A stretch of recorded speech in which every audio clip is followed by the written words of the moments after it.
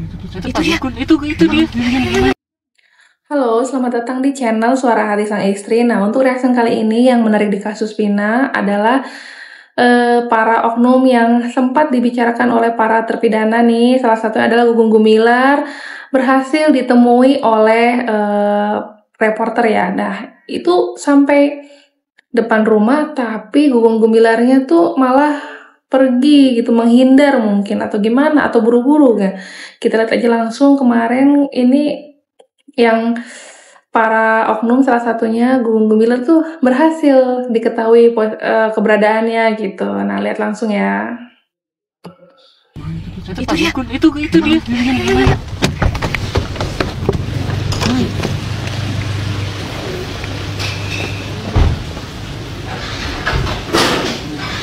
Pak Gugun, maaf boleh nanya nggak Pak? Pak, justru kita mau kasih kesempatan ke Bapak loh, beneran. Pak Gugun.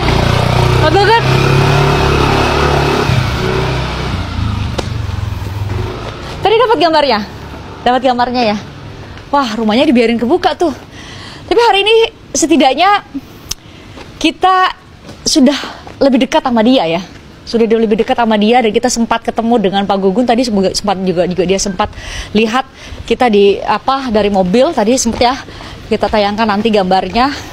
Tapi ya dia keburu naik motor gitu ya untuk bisa memberikan klarifikasi sebenarnya. Kan kita sebenarnya mau menerapkan prinsip cover both side sebenarnya untuk bisa memberikan kesempatan kepada Pak Gugun atau penyidik lain yang disebut terlibat di 2016 juga untuk sebenarnya memberikan klarifikasi, memberikan cerita versi dia. Tapi setidaknya hari ini kita mulai dari hanya komentar dari netizen di berbagai media sosial termasuk di konten kami. Kita dapat petunjuk, kita bantu tutup. Kita dapat petunjuk dan hari ini kita sudah tahu alamat persisnya Gugum Gumilar.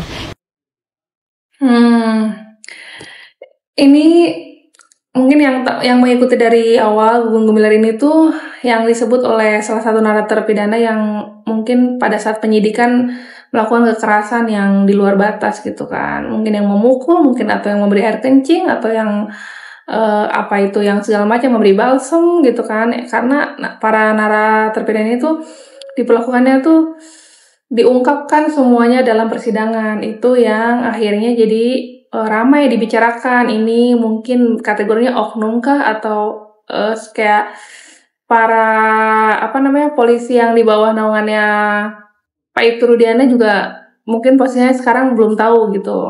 Ini Pak Gugun tuh intinya mungkin kepolisian lah, dia punya pangkat lah gitu kan, nggak tahu pangkatnya apa gitu guys. Tapi kayak kelihatan banget tadi menghindarnya ya, kelihatan banget kayak pergi aja deh daripada ditanya-tanya mungkin gitu, atau buru-buru bapaknya gitu.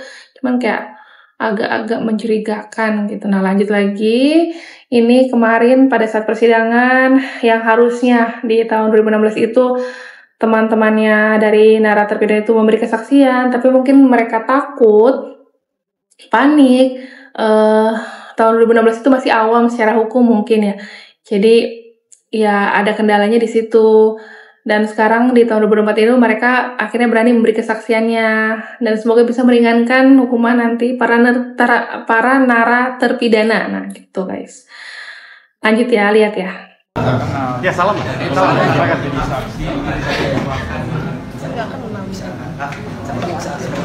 Akhirnya ini selain teman Eki kan ini kan tetangga ya. Mereka saling maaf-maafan di sini, berpelukan. Mungkin lega lah. Kalau tahun 2016 tidak bisa menjadi saksi, tahun 2024 akhirnya bisa menjadi saksi. Dan ini upaya langkah untuk kebebasan 7 terpidana ya. Dan secara gentle juga mereka minta maaf sama keluarganya. Ya, ini langkah yang baik ya di kasus Vina. Maaf kepada semua orang tua pemohon pribadi dan teman-teman saya. Mungkin saya juga mewakili almarhum Eki dan almarhum Vina meminta maaf kalau memang kejadian kita dijadikan saksi pada tahun 2016 mungkin tidak seperti ini. Saya mau minta maaf kepada kedua orang tua pemohon. Saya akan dulu. Ya, silakan. Ya, berujung baiklah mudah-mudahan. Ini juga teman-temannya, ada temannya Eki sama tetangganya 6 terpidana itu akhirnya bisa minta maaf ya.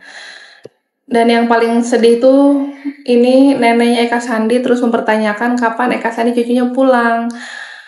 Karena kan udah menunggu lama, udah sepuh juga, ini neneknya Eka Sandi tuh sangat berharap cucunya bisa segera pulang dan bebas gitu. Sampai kita tuh kayak ngerasa, aduh bener-bener kasihan gitu kan ya. Kita dengerin langsung aja dari neneknya Eka Sandi, salah satu narapidana ini meminta cucunya agar segera pulang ya. Padahal proses dari persidangan aja mungkin bisa sebulan ke depan lagi hasilnya dari MA kan belum tahu nih. Siapa? Butuh yang balik-balik dengan si butuh. Oh, Butuh tuh cucu nenek Eka Sandi. Iya, Eka Sandi pulang sebentar lagi. Iya. Iya. Eka Sandi. Iya kan makannya Iya. Dia kan baik. Makanya kayak akan komplekku. Ini cewek kan aku nangis cewek. Ini tuh karena kan semua pocong. Tapi dia mati kabin. Dirubung nih semut, dirubung nih ngamuk. Sabar Udah Nek. sini baju buku beli mangan ya Allah. Nanti Adi balik. Baliknya kapan Balik. Mudah-mudahan Desember balik ya. Desember. Masih lama. Baliknya kapan Iya, Desember balik. Ya bodoh. Desember balik, Nek. Kalau tadi infonya Desember, masih lama ya sampai akhir tahun. Berarti kasus ini harus selesai di tahun 2024, intinya seperti itu. Terus semoga neneknya dari salah satu narapidana ini, neneknya Eka Sandi, diberi kesehatan, umur panjang, biar bisa nanti ketemu cucunya setelah cucunya bebas dari kasus Vina ini ya, amin. Lanjut lagi, ini juga dijelasin dari pengacara Tun RM yang mungkin kenal sebelumnya, itu informasinya lebih paham lah. Harusnya tindakan seperti apa sih agar narapidana itu segera bebas. Ini banyak kendalanya di mana aja gitu. Ya, berdasarkan keterangan para terpidana dalam sidang peninjauan kembali 6 terpidana di Pengadilan Negeri Cirebon, para terpidana mengaku disiksa di ruang unit narkoba Polres Cirebon Kota. Lalu apa yang harusnya dilakukan Polri? Tim khusus yang dibentuk oleh Mabes Polri seharusnya segera menindaklanjuti keterangan para terpidana yang disampaikan secara resmi di persidangan PK di Pengadilan Negeri Cirebon itu. Evaluasi kembali keputusan Mabes Polri yang saat itu diumumkan oleh Kadif Humas Polri Irjen Sandi Nugroho yang mengatakan bahwa hasil pemeriksaan Propam Polri Rudiana tidak ada pelanggaran. Evaluasi kembali, faktanya dari keterangan para terpidana, Rudiana ini melakukan penganiayaan bersama anak buahnya. Jadi evaluasi kembali, lakukan pemeriksaan kembali terhadap Rudiana dan anak buahnya yang disebut-sebut melakukan penyiksaan. Kemudian yang kedua, kan ada laporan dari kuasa hukum para keluarga terpidana yang melaporkan saudara Rudiana. Dari laporan itu sebagai pintu masuk untuk memeriksa kembali saudara Rudiana setelah adanya pengakuan dari para terpidana di sidang peninjauan kembali 6 terpidana ini, di mana saudara Rudiana dan anak buahnya melakukan penganiayaan. Kemudian yang ketiga, bisa juga Mabes Polri menerbitkan laporan polisi tipe A.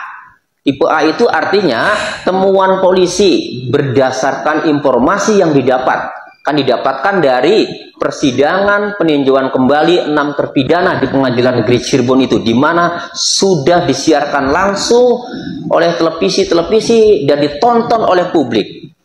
Jadikan informasi itu sebagai temuan sehingga diterbitkan laporan polisi tipe A. Dari laporan polisi tipe A itu, penyidik segera melakukan penyelidikan, memeriksa para terpidana, kemudian memeriksa saudara Rudiana dan anak buahnya. Kemudian kalau memang ditemukan bahwa ada peristiwa pidana penganiayaan oleh Rudiana dan anak buahnya, maka bisa ditingkatkan ke penyidikan dan kemudian ditingkatkan menjadi tersangka agar Rudiana dan anak buahnya itu bisa diproses secara hukum dan mempertanggungjawabkan perbuatannya sehingga masyarakat merasakan bahwa keadilan ini masih ada di negeri ini. Agar kita semua bisa merasakan keadilan di negeri ini tuh bener ya, sarannya dari pengacara Tony RM itu, kita jadi belajar ilmu hukum dari kasus Vina ini harus seperti apa gitu sih. Ini sisi manfaat dan edukasinya ada ya di kasus Vina ini, dan semoga upaya yang disarankan Bapak Tony RM ini tuh adalah mungkin pengacara atau dari bagian hukum yang bisa membantu prosesnya nih selama sekarang persidangan berlanjut.